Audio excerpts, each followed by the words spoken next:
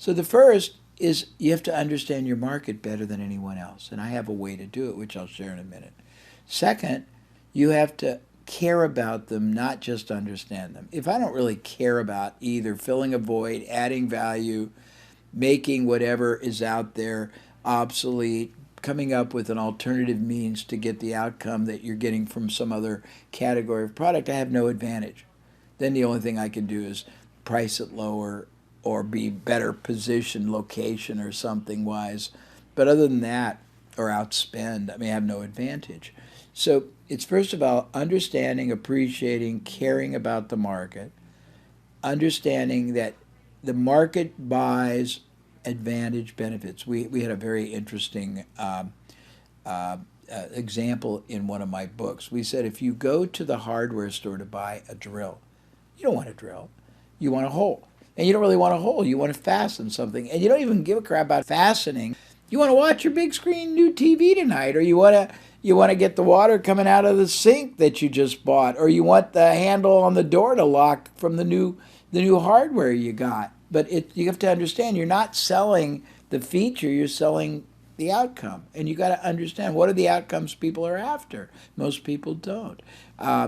We have a concept called the Amazon.com School of Business. It's pretty profound, and it gives you a great advantage in three different folds.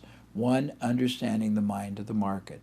Two, being able to speak to the subconscious of your market in language patterns and ways that none of your competitors can even come up with, and no superficial copyright or even the best in the world can do.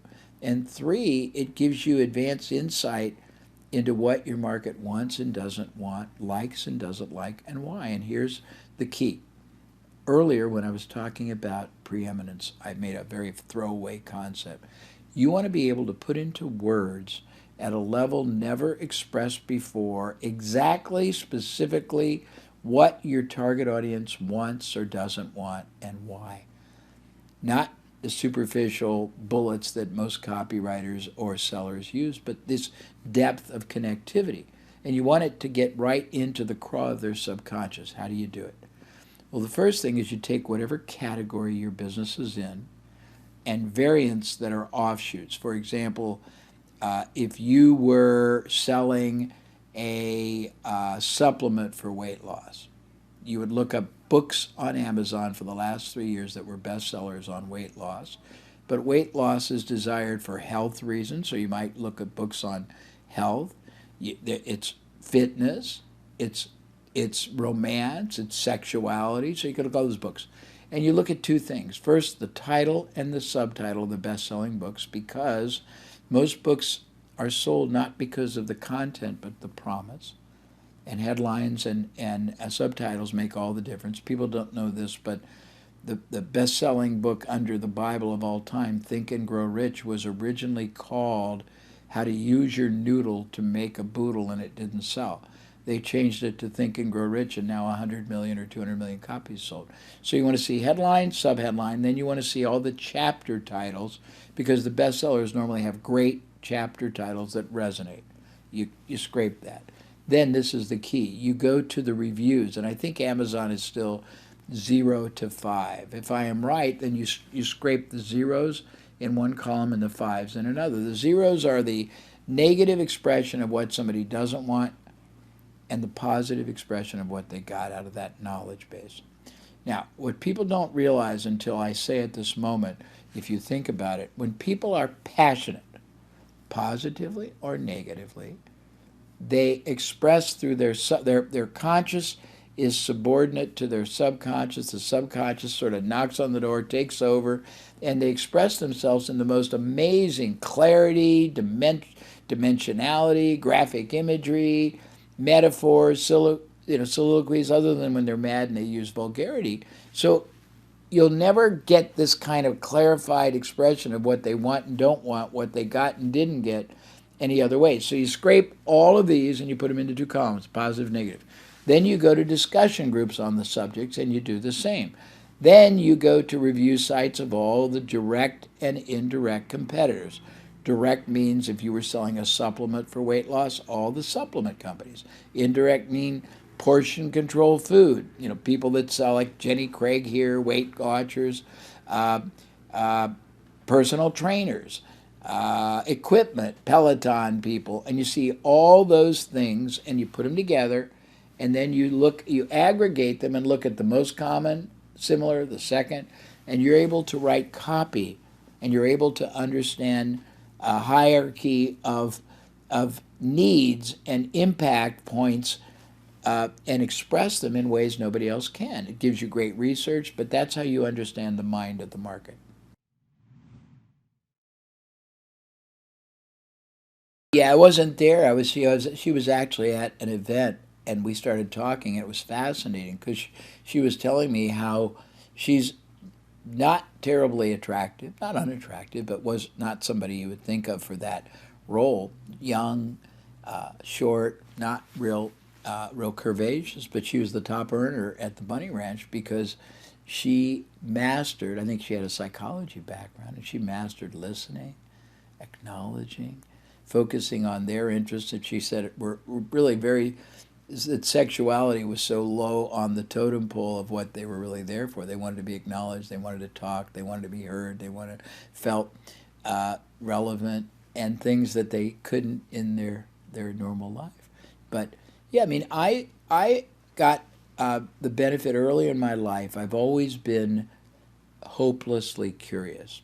So I learned earlier in my life to explore and examine everything I could about everything I could, businesses, everything. And I learned Socratic interviewing so I could ask questions that would uncover insight. But I just love humanity. I love all kinds of different businesses. I am very curious to know, how does that business work? You know, how do you make this, create this? You know, how do they use it? Who's the market? How do you sell it? What's the application? And I learned also, because I studied a lot of people who were masters at creative thinking and ideation, and I realized that the brain is designed to solve problems and make opportunities possible. However, it can't do its job if it doesn't know what it is. So you got to be able to help it. But the way it does it, when you know the problems you're trying to solve, or the problem, or the opportunity you're trying to achieve, you need to start by, first of all, clarifying that so your brain knows to work on it. Second, you need to take in all the knowledge you can possibly get on the subject.